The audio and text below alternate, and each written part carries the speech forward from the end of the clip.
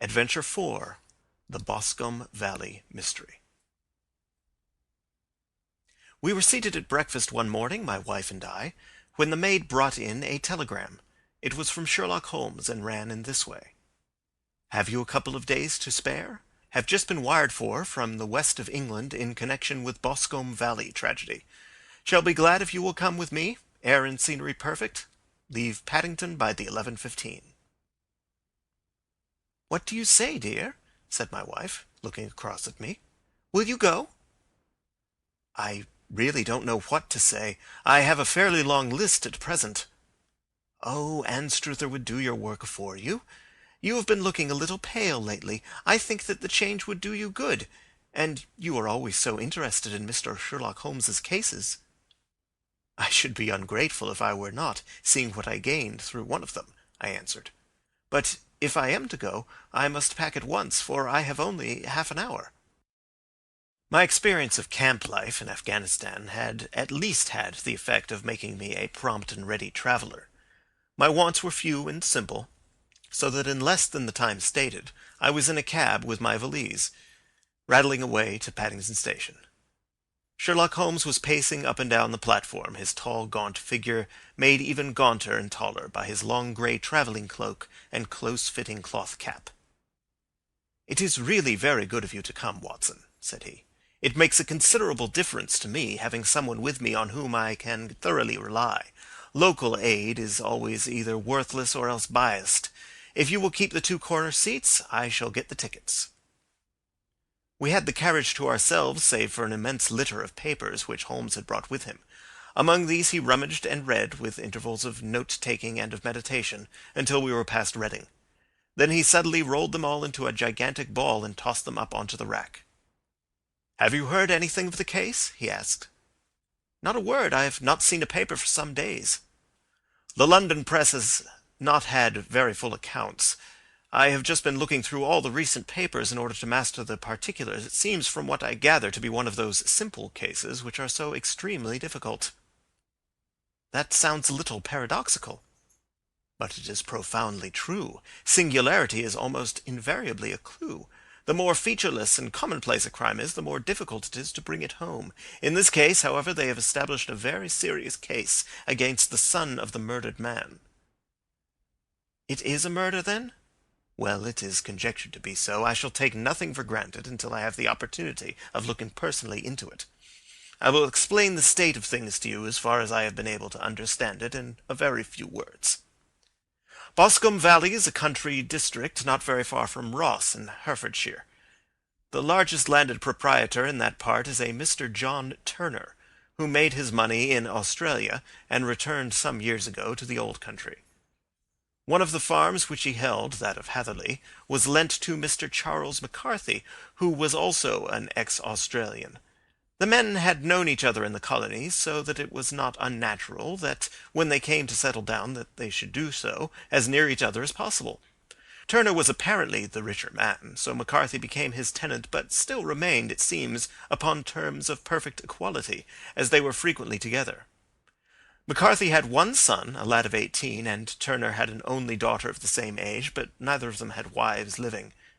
They appear to have avoided the society of the neighbouring English families, and to have led retired lives, though both the McCarthys were fond of sport, and were frequently seen at the race meetings of the neighbourhood. McCarthy kept two servants, a man and a girl. Turner had a considerable household, some half-dozen at the least. That is as much as I have been able to gather about the families. Now for the facts. On June 3rd, that is Monday last, McCarthy left his house at Hatherley about 3 in the afternoon and walked down to the Boscombe Pool, which is a small lake formed by the spreading out of the stream which runs down the Boscombe Valley. He had been out with his serving-man in the morning at Ross, and he had told the man that he must hurry, as he had an appointment of importance to keep at 3. From that appointment he never came back alive. From Hatherley farmhouse to the Boscombe Pool is a quarter of a mile, and two people saw him as he passed over this ground. One was an old woman, whose name is not mentioned, and the other was William Crowder, a gamekeeper in the employ of Mr. Turner. Both these witnesses deposed that Mr. McCarthy was walking alone. The gamekeeper adds that within a few minutes of his seeing Mr. McCarthy pass, he had seen his son, Mr. James McCarthy, going the same way with a gun under his arm. To the best of his belief, the father was actually in sight at the time, and the son was following him. He thought no more of the matter until he heard in the evening of the tragedy that had occurred. The two McCarthys were seen after the time when William Crowder, the gamekeeper, lost sight of them. The Boscombe pool is thickly wooded round, with just a fringe of grass and of reeds round the edge. A girl of 14, Patience Moran, who is the daughter of the lodgekeeper of the Boscombe Valley estate, was in one of the woods picking flowers. She states that while she was there she saw, at the border of the wood and close by the lake, Mr. McCarthy and his son, and that they appeared to be having a violent quarrel. She heard Mr. McCarthy the elder using very strong language to his son, and she saw the latter raise up his hand as if to strike his father. She was so frightened by their violence that she ran away and told her mother when she reached home that she had left the two McCarthys quarrelling near Boscombe Pool, and that she was afraid that they were going to fight. She had hardly said the words when young Mr. McCarthy came running up to the lodge to say that he had found his father dead in the wood, and to ask for the help of the lodgekeeper. He was much excited, without either his gun or his hat, and his right hand and sleeve were observed to be stained with fresh blood. On following him, they found the dead body stretched out upon the grass beside the pool. The head had been beaten in by repeated blows of some heavy and blunt weapon. The injuries were such as might very well have been inflicted by the butt end of his son's gun, which was found lying on the grass within a few paces of the body. Under these circumstances the young man was instantly arrested, and a verdict of wilful murder having been returned at the inquest on Tuesday, he was on Wednesday brought before the magistrates at Ross, who have referred the case to the next assizes. Those are the main facts of the case, as they came out before the coroner and the police court. "I could hardly imagine a more damning case," I remarked. "If ever circumstantial evidence pointed to a criminal, it does so here." "Circumstantial evidence is a very tricky thing," answered Holmes thoughtfully. "It may seem to point very straight to one thing, but if you shift your own point of view a little, you may find it pointing in an equally uncompromising manner to something entirely different. It must be confessed, however, that the case looks exceedingly grave against the young man, and it is very possible that he is indeed the culprit.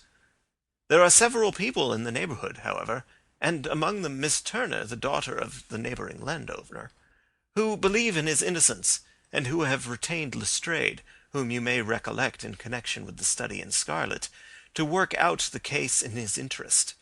Lestrade, being rather puzzled, has referred the case to me, and hence it is that two middle-aged gentlemen are flying westward at 50 miles an hour, instead of quietly digesting their breakfasts at home."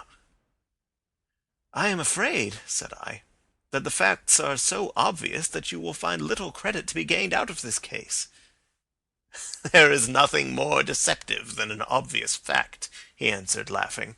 "Besides, we may chance to hit upon some other obvious facts, which may have been by no means obvious to Mr. Lestrade. You know me too well to think that I am boasting when I say that I shall either confirm or destroy his theory by means which he is quite incapable of employing or even of understanding. To take the first example to hand, I very clearly perceive that in your bedroom the window is upon the right-hand side, and yet I question whether Mr. Lestrade would have noticed even so self-evident a thing as that." "How on earth—" "My dear fellow, I know you well. I know the military neatness which characterizes you. You shave every morning, and in this season you shave by the sunlight. But since your shaving is less and less complete as we get farther back on the left side, until it becomes positively slovenly as we get round the angle of the jaw, it is surely very clear that that side is less illuminated than the other. I could not imagine a man of your habits looking at himself in an equal light and being satisfied with such a result. I only quote this as a trivial example of observation and inference. Therein lies my métier, and it is just possible that it may be of some service in the investigation which lies before us. There are one or two minor points which are brought out in the inquest and which are worth considering." "What are they?" "It appears that his arrest did not take place at once, but after the return to Hatherley Farm. On the inspector of constabulary informing him that he was a prisoner, he remarked that he was not surprised to hear it, and that it was no more than his deserts. This observation of his had the natural effect of removing any traces of doubt which might have remained in the minds of the coroner's jury. "It was a confession!" I ejaculated. "No, for it was followed by a protestation of innocence. Coming on top of such a damning series of events, it was at the least a most suspicious remark." "On the contrary," said Holmes, "it is the brightest rift which I can at present see in the clouds. However innocent he might be, he could not be such an absolute imbecile as not to see that the circumstances were very black against him. Had he appeared surprised at his own arrest, or feigned indignation at it, I should have looked upon it as highly suspicious, because such surprise or anger would not be natural under the circumstances, and yet might appear to be the best policy to a scheming man. His frank acceptance of the situation marks him as either an innocent man, or else as a man of considerable self-restraint and firmness. As to his remark about his deserts, it was also not unnatural, if you consider that he stood beside the dead body of his father, and that there is no doubt that he had that very day so far forgotten his filial duty as to bandy words with him, and even, according to the little girl whose evidence is so important, to raise his hand as if to strike him. The self-reproach and contrition which are displayed in his remark appear to me to be the signs of a healthy mind rather than of a guilty one." I shook my head. "Many men have been hanged on far slighter evidence," I remarked. "So they have, and many men have been wrongfully hanged." "What is the young man's own account of the matter?"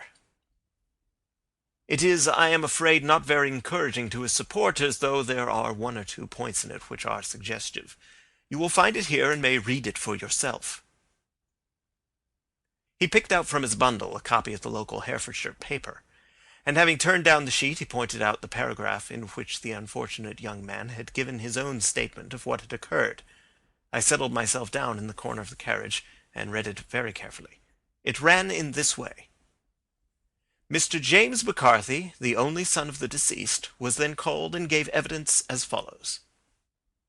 I had been away from home for 3 days at Bristol, and had only just returned upon the morning of last Monday the 3rd. My father was absent from home at the time of my arrival, and I was informed by the maid that he had driven over to Ross with John Cobb, the groom. Shortly after my return I heard the wheels of his trap in the yard, and, looking out of my window, I saw him get out and walk rapidly out of the yard, though I was not aware in which direction he was going. I then took my gun and strolled out in the direction of the Boscombe pool with the intention of visiting the rabbit warren which is upon the other side. On my way I saw William Crowder, the gamekeeper, as he had stated in his evidence, but he is mistaken in thinking that I was following my father. I had no idea that he was in front of me. When about 100 yards from the pool I heard a cry of coo-ee, which is a usual signal between my father and myself. I then hurried forward, and found him standing by the pool. He appeared to be much surprised at seeing me, and asked me rather roughly what I was doing there. A conversation ensued which led to high words and almost to blows, for my father was a man of a very violent temper. Seeing that his passion was becoming ungovernable, I left him and returned towards Hatherley Farm. I had not gone more than 150 yards, however, when I heard a hideous outcry behind me, which caused me to run back again. I found my father expiring upon the ground with his head terribly injured. I dropped my gun and held him in my arms, but he almost instantly expired. I knelt beside him for some minutes, and then made my way to Mr. Turner's lodge-keeper, his house being the nearest, to ask for assistance. I saw no one near my father when I returned, and I have no idea how he came by his injuries. He was not a popular man, being somewhat cold and forbidding in his manners. But he had, as far as I know, no active enemies. I know nothing further of the matter." The Coroner: "Did your father make any statement to you before he died?" Witness: "He mumbled a few words, but I could only catch some allusion to a rat." The Coroner: "What did you understand by that?" Witness: "It conveyed no meaning to me. I thought that he was delirious." The Coroner: "What was the point upon which you and your father had this final quarrel?" Witness: "I should prefer not to answer." The Coroner: "I am afraid that I must press it." Witness: "It is really impossible for me to tell you. I can assure you that it has nothing to do with the sad tragedy which followed." The Coroner: That is for the court to decide. I need not point out to you that your refusal to answer will prejudice your case considerably in any future proceedings which may arise. Witness. I still must refuse. The coroner. I understand that the cry of cooee was a common signal between you and your father. Witness. It was. The coroner. How was it then that he uttered it before he saw you and before he even knew that you had returned from Bristol? Witness, with considerable confusion. I do not know. A juryman. Did you see nothing which aroused your suspicions when you returned on hearing the cry and found your father fatally injured? Witness. Nothing definite. The coroner. What do you mean? Witness. I was so disturbed and excited as I rushed out into the open that I could think of nothing except my father.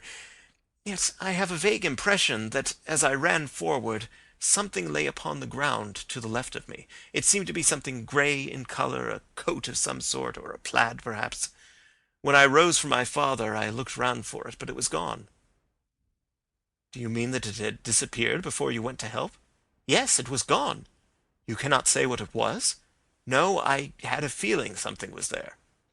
How far from the body? 12 yards or so. And how far from the edge of the wood? About the same.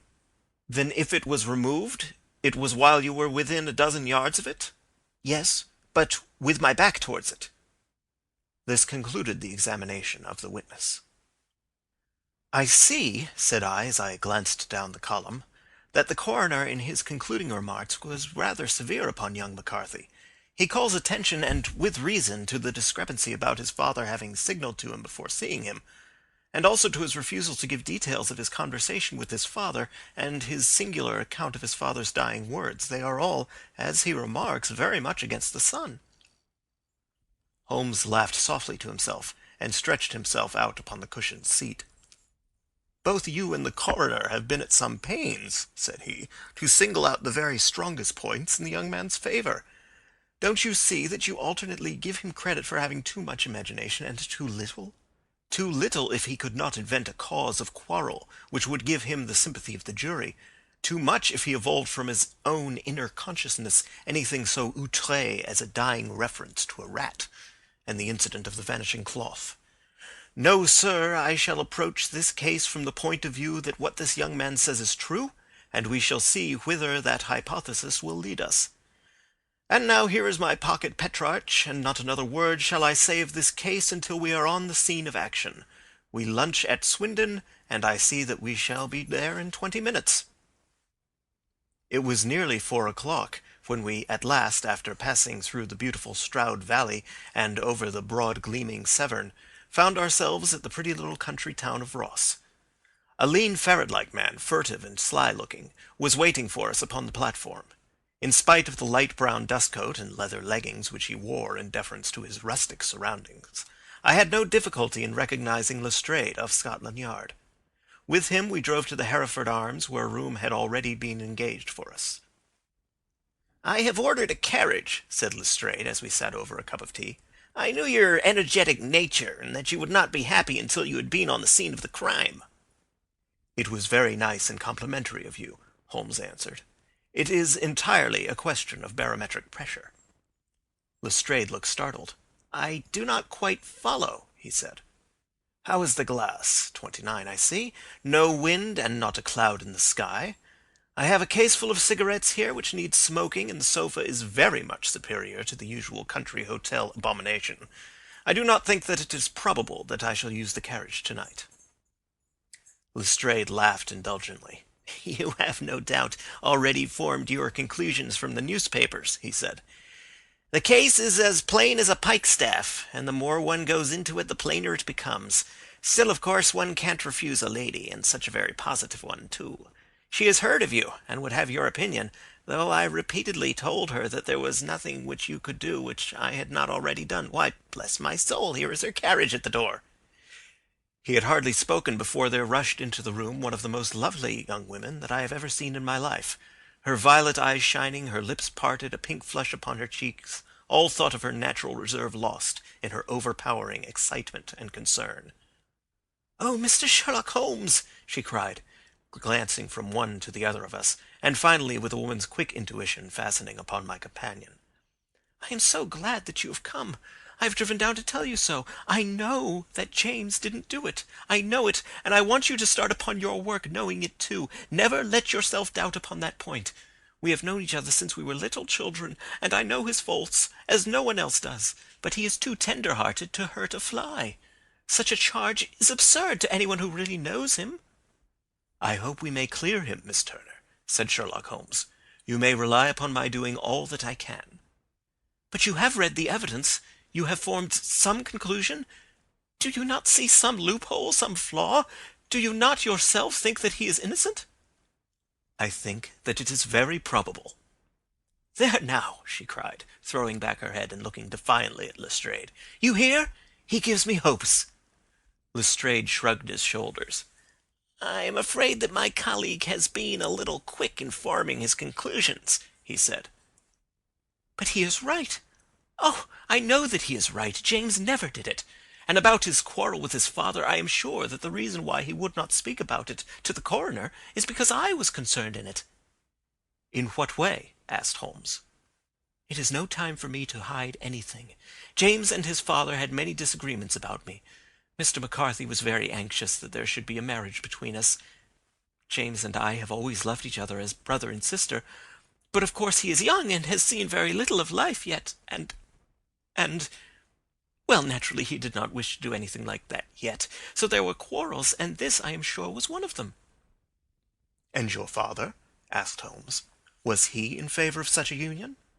"No, he was averse to it also. No one but Mr. McCarthy was in favor of it." A quick blush passed over her fresh young face as Holmes shot one of his keen, questioning glances at her. "Thank you for this information," said he. "May I see your father if I call tomorrow?" "I am afraid the doctor won't allow it." "The doctor?" "Yes. Have you not heard? Poor father has never been strong for years back, but this has broken him down completely. He is taken to his bed, and Dr. Willows says that he is a wreck, and that his nervous system is shattered. Mr. McCarthy was the only man alive who had known Dad in the old days in Victoria." "Ha! In Victoria. That is important." "Yes, at the mines." "Quite so, at the gold mines, where, as I understand, Mr. Turner made his money." "Yes, certainly." "Thank you, Miss Turner. You have been of material assistance to me." "You will tell me if you have any news tomorrow. No doubt you will go to the prison to see James. Oh, if you do, Mr. Holmes, do tell him that I know him to be innocent." "I will, Miss Turner." "I must go home now, for Dad is very ill, and he misses me so if I leave him. Good-bye, and God help you in your undertaking." She hurried from the room as impulsively as she had entered, and we heard the wheels of her carriage rattle off down the street. "I am ashamed of you, Holmes," said Lestrade with dignity after a few minutes' silence. "Why should you raise up hopes which you are bound to disappoint? I am not over-tender of heart, but I call it cruel." "I think that I see my way to clearing James McCarthy," said Holmes. "Have you an order to see him in prison?" "Yes, but only for you and me." "Then I shall reconsider my resolution about going out. We have still time to take a train to Hereford and see him tonight?" "Ample." "Then let us do so. Watson, I fear that you will find it very slow, but I shall only be away a couple of hours." I walked down to the station with them, and then wandered through the streets of the little town, finally returning to the hotel, where I lay upon the sofa, and tried to interest myself in a yellow-backed novel. The puny plot of the story was so thin, however, when compared to the deep mystery through which we were groping, and I found my attention wander so continually from the action to the fact, that I at last flung it across the room, and gave myself up entirely to a consideration of the events of the day. Supposing that this unhappy young man's story were absolutely true, then what hellish thing, what absolutely unforeseen and extraordinary calamity could have occurred between the time when he parted from his father and the moment when, drawn back by his screams, he rushed into the glade? It was something terrible and deadly. What could it be? Might not the nature of the injuries reveal something to my medical instincts? I rang the bell and called for the weekly country paper, which contained a verbatim account of the inquest. In the surgeon's deposition it was stated that the posterior third of the left parietal bone and the left half of the occipital bone had been shattered by a heavy blow from a blunt weapon. I marked the spot upon my own head. Clearly such a blow must have been struck from behind. That was to some extent in favour of the accused, as when seen quarrelling he was face to face with his father. Still, it did not go for very much, for the older man might have turned his back before the blow fell. Still, it might be worth while to call Holmes's attention to it. Then there was the peculiar dying reference to a rat. What could that mean? It could not be delirium. A man dying from a sudden blow does not commonly become delirious. No, it was more likely to be an attempt to explain how he met his fate. But what could it indicate? I cudgelled my brains to find some possible explanation. And then the incident of the grey cloth seen by young McCarthy. If that were true, the murderer must have dropped some part of his dress, presumably his overcoat, in his flight, and must have had the hardihood to return and to carry it away at the instant when the son was kneeling with his back turned not a dozen paces off. What a tissue of mysteries and improbabilities the whole thing was! I did not wonder at Lestrade's opinion, and yet I had so much faith in Sherlock Holmes's insight that I could not lose hope as long as every fresh fact seemed to strengthen his conviction of young McCarthy's innocence. It was late before Sherlock Holmes returned. He came back alone, for Lestrade was staying in lodgings in the town. "The glass still keeps very high," he remarked as he sat down. "It is of importance that it should not rain before we are able to go over the ground. On the other hand, a man should be at his very best and keenest for such a nice work as that, and I did not wish to do it when fagged by a long journey. I have seen young McCarthy." "And what did you learn from him?" "Nothing." "Could he throw no light?" "None at all. I was inclined to think at one time that he knew who had done it and was screening him or her. But I am convinced now that he is as puzzled as everyone else. He is not a very quick-witted youth, though comely to look at, and I should think sound at heart." "I cannot admire his taste," I remarked, "if it is indeed a fact that he was averse to a marriage with so charming a young lady as this Miss Turner."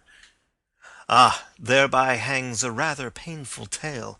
This fellow is madly, insanely in love with her, but some 2 years ago, when he was only a lad, and before he really knew her, for she had been away 5 years at a boarding school, what does the idiot do but get into the clutches of a barmaid in Bristol and marry her at a registry office? No one knows a word of the matter, but you can imagine how maddening it must be to him to be upbraided for not doing what he would give his very eyes to do, but which he knows to be absolutely impossible. It was sheer frenzy of this sort which made him throw his hands up into the air when his father, at their last interview, was goading him on to propose to Miss Turner. On the other hand, he had no means of supporting himself, and his father, who was by all accounts a very hard man, would have thrown him over utterly had he known the truth. It was with his barmaid wife that he had spent the last 3 days in Bristol, and his father did not know where he was. Mark that point. It is of importance. Good has come out of evil, however, for the barmaid, finding from the papers that he is in serious trouble and likely to be hanged, has thrown him over utterly and has written to him to say that she has a husband already in the Bermuda dockyard, so that there is really no tie between them. I think that bit of news has consoled young McCarthy for all that he has suffered." "But if he is innocent, who has done it?" "Ah, who? I would call your attention very particularly to 2 points. One is that the murdered man had an appointment with someone at the pool, and that the someone could not have been his son, for his son was away, and he did not know when he would return. The second is that the murdered man was heard to cry coo-ee before he knew that his son had returned. Those are the crucial points upon which the case depends. And now let us talk about George Meredith, if you please, and we shall leave all minor matters until tomorrow." There was no rain, as Holmes had foretold, and the morning broke bright and cloudless. At 9 o'clock Lestrade called for us with the carriage, and we set off for Hatherley Farm and the Boscombe Pool.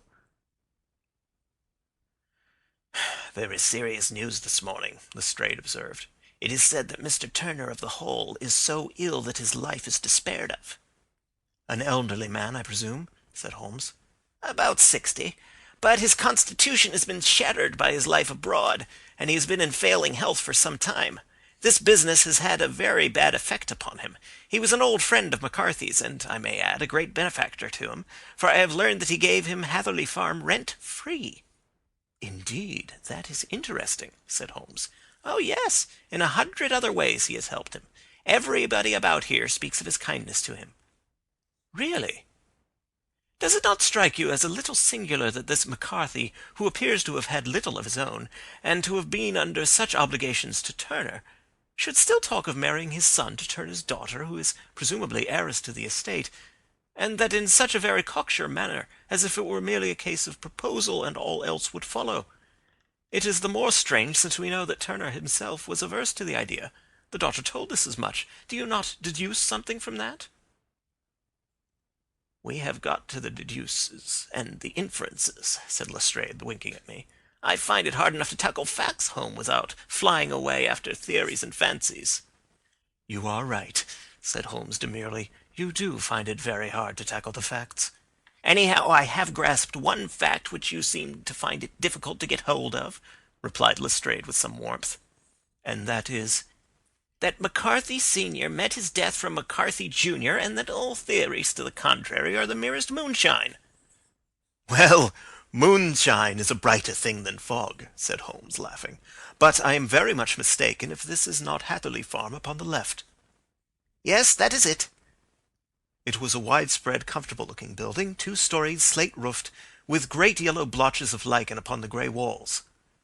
The drawn blinds and the smokeless chimneys, however, gave it a stricken look, as though the weight of this horror still lay heavy upon it. We called at the door, when the maid, at Holmes's request, showed us the boots which her master wore at the time of his death, and also a pair of the son's, though not the pair which he had then had.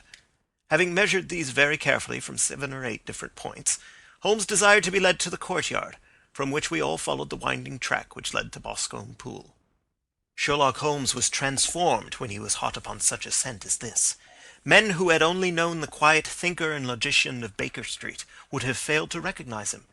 His face flushed and darkened. His brows were drawn into 2 hard black lines, while his eyes shone out from beneath them with a steely glitter.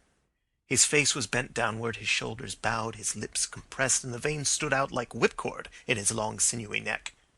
His nostrils seemed to dilate with a purely animal lust for the chase, and his mind was so absolutely concentrated upon the matter before him that a question or remark fell unheeded upon his ears, or at the most only provoked a quick, impatient snarl in reply. Swiftly and silently he made his way along the track which ran through the meadows, and so by way of the woods to the Boscombe Pool. It was damp, marshy ground, as is all that district, and there were marks of many feet, both upon the path and amid the short grass which bounded it on either side. Sometimes Holmes would hurry on, sometimes stop dead, and once he made quite a little detour into the meadow. Lestrade and I walked behind him, the detective indifferent and contemptuous, while I watched my friend with the interest which sprang from the conviction that every one of his actions was directed towards a definite end. The Boscombe Pool, which is a little reed-girt sheet of water some 50 yards across, is situated at the boundary between the Hatherley Farm and the private park of the wealthy Mr. Turner. Above the woods which lined it upon the farther side we could see the red, jutting pinnacles which marked the site of the rich landowner's dwelling. On the Hatherley side of the pool the woods grew very thick, and there was a narrow belt of sodden grass 20 paces across between the edge of the trees and the reeds which lined the lake. Lestrade showed us the exact spot at which the body had been found, and indeed so moist was the ground that I could plainly see the traces which had been left by the fall of the stricken man. To Holmes, as I could see by his eager face and peering eyes, very many other things were to be read upon the trampled grass. He ran round, like a dog who is picking up a scent, and then turned upon my companion. "What did you go into the pool for?" he asked. "I fished about with a rake. I thought there might be some weapon or other trace, but how on earth—" "Oh, tut, tut, I have no time. That left foot of yours with its inward twist is all over the place. A mole could trace it, and there it vanishes among the reeds. Oh, how simple it would have all been had I been here before they came like a herd of buffalo and wallowed all over it. Here is where the party with the lodge-keeper came, and they have covered all tracks for 6 or 8 feet round the body. But here are 3 separate tracks of the same feet." He drew out a lens and lay down upon his waterproof to have a better view, talking all the time rather to himself than to us. "These are young McCarthy's feet. Twice he was walking, and once he ran swiftly so that the soles are deeply marked and the heels hardly visible. That bears out his story. He ran when he saw his father on the ground. Then here are the father's feet as he paced up and down. What is this, then? It is the butt end of the gun as the son stood listening. And this? Ha ha! What have we here? Tiptoes, tiptoes square, too. Quite unusual boots. They come, they go, they come again. Of course, that was for the cloak. Now, where did they come from? He ran up and down, sometimes losing, sometimes finding the track, until we were well within the edge of the wood and under the shadow of a great beech, the largest tree in the neighbourhood. Holmes traced his way to the farther side of this, and lay down once more upon his face with a little cry of satisfaction. For a long time he remained there, turning over the leaves and dried sticks, gathering up what seemed to me to be dust into an envelope, and examining with his lens not only the ground, but even the bark of the tree as far as he could reach. A jagged stone was lying among the moss, and this he also carefully examined and retained. Then he followed a pathway through the wood until he came to the high road, where all traces were lost. "It has been a case of considerable interest," he remarked, returning to his natural manner. "I fancy that this grey house on the right must be the lodge. I think that I will go in and have a word with Moran, and perhaps write a little note. Having done that, we may drive back to our luncheon. You may walk to the cab, and I shall be with you presently." It was about 10 minutes before we regained our cab and drove back into Ross, Holmes still carrying with him the stone which he had picked up in the wood. "This may interest you, Lestrade," he remarked, holding it out. "The murder was done with it." "I see no marks." "There are none." "How do you know, then?" "The grass was growing under it. It had only lain there a few days. There was no sign of a place whence it had been taken. It corresponds with the injuries. There is no sign of any other weapon." "And the murderer?" "Is a tall man, left-handed, limps with the right leg, wears thick-soled shooting boots and a grey cloak, smokes Indian cigars, uses a cigar holder, and carries a blunt penknife in his pocket. There are several other indications, but these may be enough to aid us in our search." Lestrade laughed. "I am afraid that I am still a skeptic," he said. "Theories are all very well, but we have to deal with a hard-headed British jury." "Nous verrons," answered Holmes calmly. "You work your own method, and I shall work mine. I shall be busy this afternoon, and shall probably return to London by the evening train." "And leave your case unfinished?" "No, finished." "But the mystery?" "It is solved." "Who is the criminal, then?" "The gentleman I describe." "But who is he?" "Surely it would not be difficult to find out. This is not such a populous neighbourhood." Lestrade shrugged his shoulders. "I am a practical man," he said, "and I really cannot undertake to go about the country looking for a left-handed gentleman with a game leg. I should become the laughing-stock of Scotland Yard." "All right," said Holmes quietly. "I have given you the chance. Here are your lodgings. Good-bye. I shall drop you a line before I leave." Having left Lestrade at his rooms, we drove to our hotel, where we found lunch upon the table. Holmes was silent and buried in thought, with a pained expression upon his face, as one who finds himself in a perplexing position. "Look here, Watson," he said when the cloth was cleared. "Just sit down in this chair, and let me preach to you for a little. I don't know quite what to do, and I should value your advice. Light a cigar, and let me expound." "Pray do so." "Well, now, in considering this case, there are 2 points about young McCarthy's narrative which struck us both instantly, although they impressed me in his favour and you against him. One was the fact that his father should, according to his account, cry "Cooee" before seeing him. The other was his singular dying reference to a rat. He mumbled several words, you understand, but that was all that caught the son's ear. Now, from this double point our research must commence, and we will begin it by presuming that what the lad says is absolutely true. What of this cooee, then? Well, obviously it could not have been meant for the son. The son, as far as he knew, was in Bristol.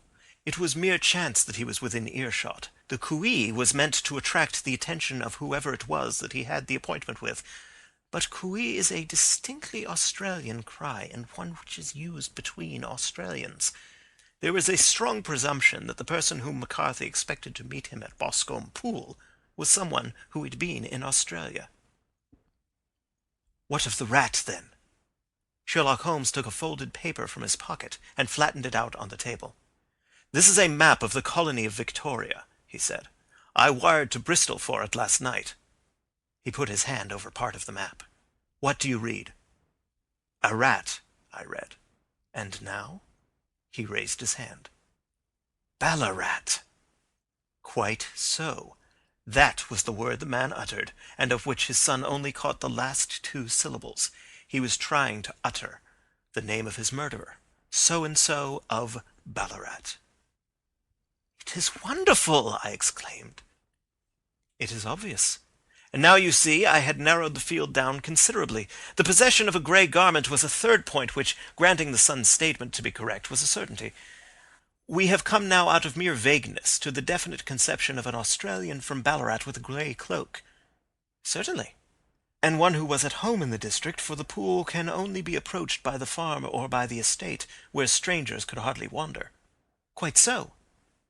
"Then comes our expedition of today. By an examination of the ground I gained the trifling details which I gave to that imbecile Lestrade as to the personality of the criminal." "But how did you gain them?" "You know my method. It is founded upon the observation of trifles. His height I might know that you might roughly judge from the length of his stride. His boots, too, might be told from their traces. Yes, they were peculiar boots." "But his lameness?"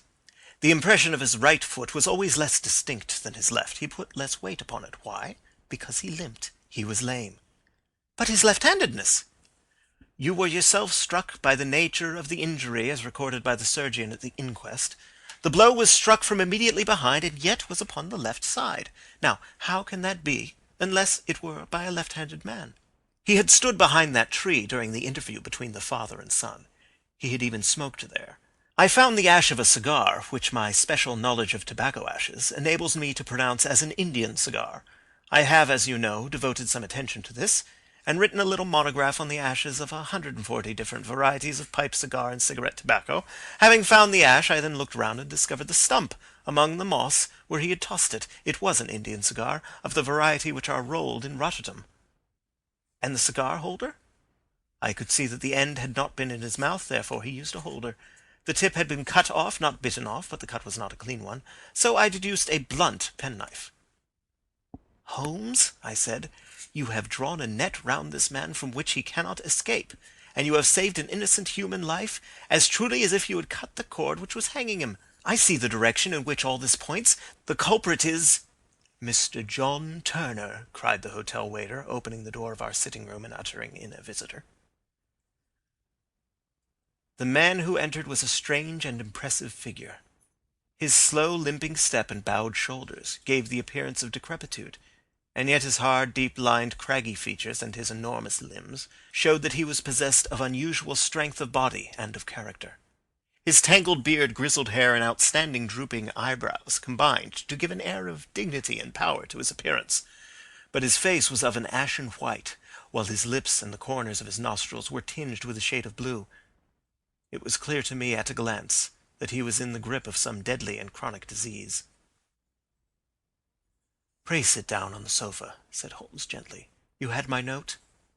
"Yes, the lodge-keeper brought it up. You said that you wished to see me here to avoid scandal." "I thought people would talk if I went to the hall." "And why did you wish to see me?" He looked across at my companion with despair in his weary eyes, as though his question was already answered. "Yes," said Holmes, answering the look rather than the words. "It is so. I know all about McCarthy." The old man sank his face in his hands. "God help me!" he cried. "But I would not have let the young man come to harm. I give you my word that I would have spoken out if it went against him at the assizes."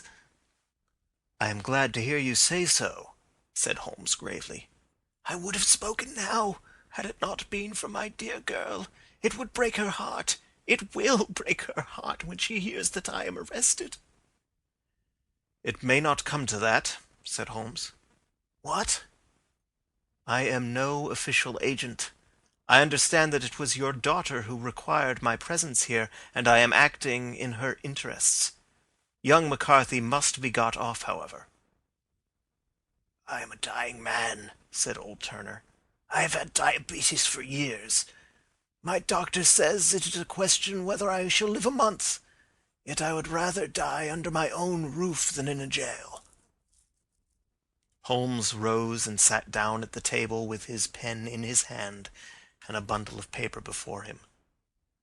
"Just tell us the truth," he said.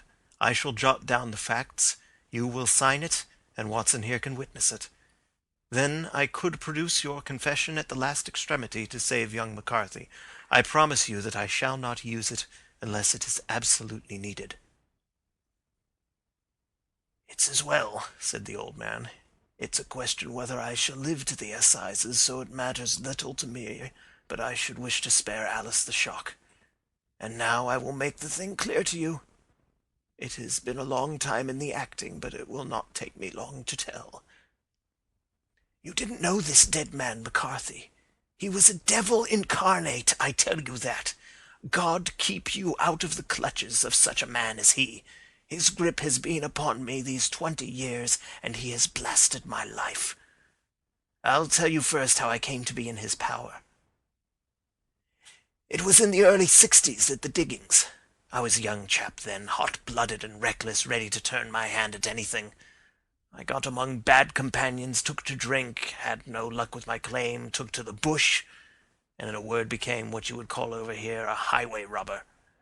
There were 6 of us, and we had a wild, free life of it, sticking up a station from time to time, or stopping the wagons on the road to the diggings. Black Jack of Ballarat was the name I went under, and our party is still remembered in the colony as the Ballarat Gang. One day, a gold convoy came down from Ballarat to Melbourne, and we lay in wait for it and attacked it. There were 6 troopers and 6 of us, so it was a close thing, but we emptied 4 of their saddles at the first volley. 3 of our boys were killed, however, before we got the swag. I put my pistol to the head of the wagon driver, who was this very man McCarthy. I wished to the Lord that I had shot him then, but I spared him, though I saw his wicked little eyes fixed on my face as though to remember every feature. We got away with the gold, became wealthy men, and made our way over to England without being suspected. There I parted from my old pals and determined to settle down to a quiet and respectable life.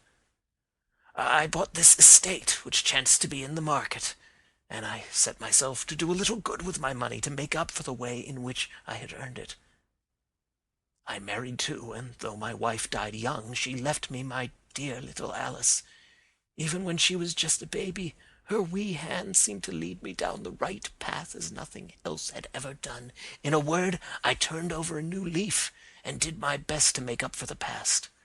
All was going well when McCarthy laid his grip upon me. I had gone up to town about an investment, and I met him in Regent Street with hardly a coat to his back or a boot to his foot. "Here we are, Jack," says he, touching me on the arm. "We'll be as good as a family to you. There's 2 of us, me and my son, and you can have the keeping of us. If you don't, it's a fine, law-abiding country is England, and there's always a policeman within hail." Well, down they came to the West Country. There was no shaking them off, and there they have lived rent-free on my best land ever since. There was no rest for me, no peace, no forgetfulness. Turn where I would, there was his cunning, grinning face at my elbow. It grew worse as Alice grew up, for he soon saw I was more afraid of her knowing my past than of the police. Whatever he wanted he must have, and whatever it was I gave him, without question. Land, money, houses, until at last he asked a thing which I could not give. He asked for Alice. His son, you see, had grown up, and so had my girl. And as I was known to be in weak health, it seemed a fine stroke to him that his lad should step into the whole property. But there I was firm. I would not have his cursed stock mixed with mine. Not that I had any dislike to the lad, but his blood was in him, and that was enough. I stood firm. McCarthy threatened. I braved him to do his worst. We were to meet at the pool midway between our houses to talk it over. When I went down there, I found him talking with his son, so I smoked a cigar and waited behind a tree until he should be alone. But as I listened to his talk, all that was black and bitter in me seemed to come uppermost. He was urging his son to marry my daughter with as little regard for what she might think, as if she were a slut from off the streets. It drove me mad to think that I and all that I held most dear should be in the power of such a man as this. Could I not snap the bond? I was already a dying and desperate man. Though clear of mind and fairly strong of limb, I knew that my own fate was sealed. But my memory and my girl both could be saved if I could but silence that foul tongue. I did it, Mr. Holmes. I would do it again. Deeply as I have sinned, I have led a life of martyrdom to atone for it. But that my girl should be entangled in the same meshes which held me was more than I could suffer. I struck him down with no more compunction than if he had been some foul and venomous beast. His cry brought back his son, but I had gained the cover of the wood, though I was forced to go back to fetch the cloak which I had dropped in my flight. That is the true story, gentlemen, of all that occurred. Well, it is not for me to judge you, said Holmes, as the old man signed the statement which had been drawn out. I pray that we may never be exposed to such a temptation. I pray not, sir. And what do you intend to do? In view of your health? Nothing. You are yourself aware that you will soon have to answer for your deed to higher court than the assizes. I will keep your confession, and if McCarthy is condemned, I shall be forced to use it. If not, it shall never be seen by mortal eye, and your secret, whether you be alive or dead, shall be safe with us. Farewell, then, said the old man solemnly. Your own deathbeds, when they come, will be the easier for the thought of the peace which you have given to mine. Tottering and shaking in all his giant frame, he stumbled slowly from the room. God help us, said Holmes after a long silence. Why does fate play such tricks with poor, helpless worms? I never hear of such a case as this that I do not think of Baxter's words and say, there, but for the grace of God, goes Sherlock Holmes. James McCarthy was acquitted at the assizes on the strength of a number of objections which had been drawn out by Holmes and submitted to the defending counsel.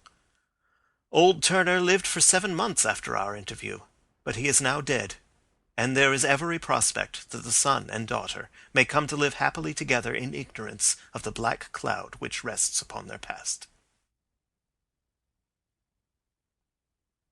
End of Adventure 4, The Boscombe Valley Mystery.